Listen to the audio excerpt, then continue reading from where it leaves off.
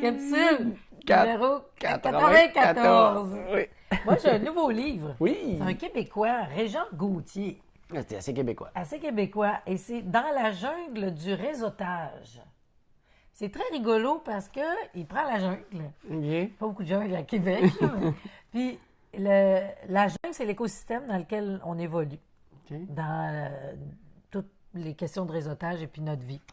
Il y a les lianes, c'est nous, notre personnalité, puis qui on est.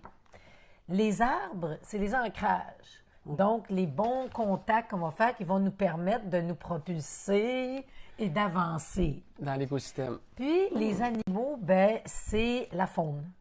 OK. Par exemple, là, il faut apprendre à parler la langue de tous les animaux, même si Tarzan a été élevé par les singes et il parle la langue des singes, il faut qu'il puisse communiquer avec les crocodiles ou les hippopotames en parlant sa langue. C'est weird ton livre. Oui, mais là, j'ai comme commencé, puis il y a du réseautage. Supposons que tu arrives dans une activité de réseautage, je sais pas, à la chambre de commerce ou quoi que ce soit. C'est là, donc, tu es dans ton écosystème. OK. Fait que là, tu arrives et il faut que tu trouves des ancrages, donc tu trouves les personnes. Et pour ça, ben, il faut que tu parles leur langage. Donc, À la faune. Oui, une personne à la fois.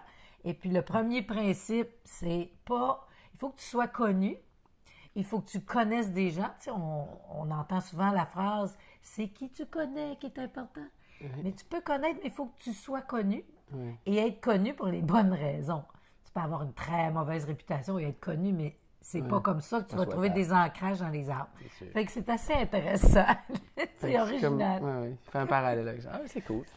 Bon, fait qu'on va voir là la suite. Ben, moi, je suis avec Père pauvre, Père riche, qui est une réédition 20 ans plus tard d'un livre qu'il a fait. Donc, il y a plein de choses qu'il a dit qui sont arrivées.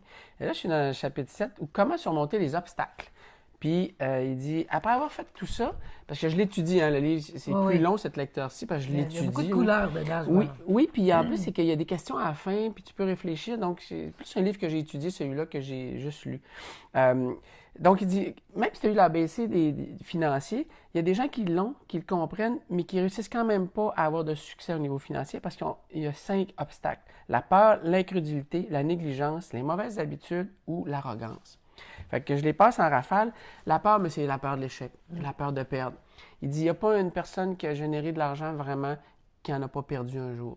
Donc, soit en investissant ou autre. Donc, on a été inculqué avec la peur de perdre, donc il y a beaucoup de gens qui ne bougent pas. Alors, la peur de perdre, c'est pas comme ça que tu avances. Il dit, l'échec inspire les gagnants et met en déroute les perdants. C'est vrai dans tout, là. C'est pas juste au niveau financier, là. Oui. T'sais, peur d'avoir l'air fou devant une foule ou d'avoir devant des gens. D'être jugé. Donc, la peur. Il y en a un autre qui est l'incrédulité, qu'on peut mettre le doute. Puis il fait une analogie qui est vraiment, vraiment le fun, qu'on vit souvent à nous. C'est que il y a un bon ami à lui qui vient le voir, là où il était, je pense qu'il était dans le coin de Phoenix à ce moment-là. Puis il dit, comment tu as fait pour réussir? Il dit comment il a fait. Il l'aide même à tenter quelque chose, puis il trouve une maison parce que lui, il est beaucoup dans l'immobilier. C'est comme ça qu'il a appris à faire de l'argent. Et donc, il dit comment? Il trouve une opportunité. 2 semaines plus tard, il apprend de l'agent qu'il avait mis en lien avec son ami qui était agent pour faire la transaction, pour acheter la maison qui était vraiment pas chère. Mais il dit, il n'a pas conclu.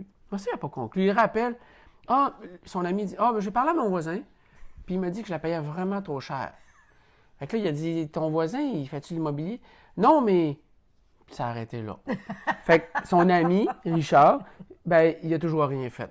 Puis il n'est pas plus riche, puis il n'a pas profité de l'occasion. Ouais. Donc, il était dans le doute, il est resté dans le doute.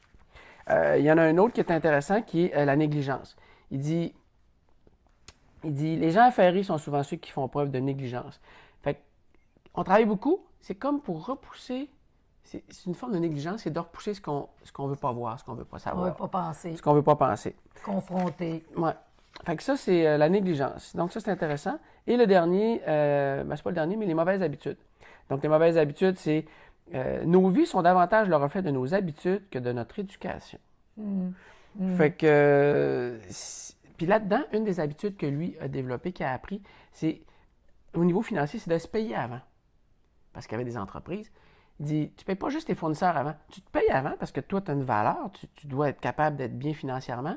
Puis après ça, il faut que tu payes aussi les autres. Fait que ça te botte le cul à trouver des solutions. Ça te stimule à trouver des façons de générer les revenus qu'il faut pour assumer tes responsabilités. Parce que si tu dois des dettes, c'est parce que tu as pris des engagements.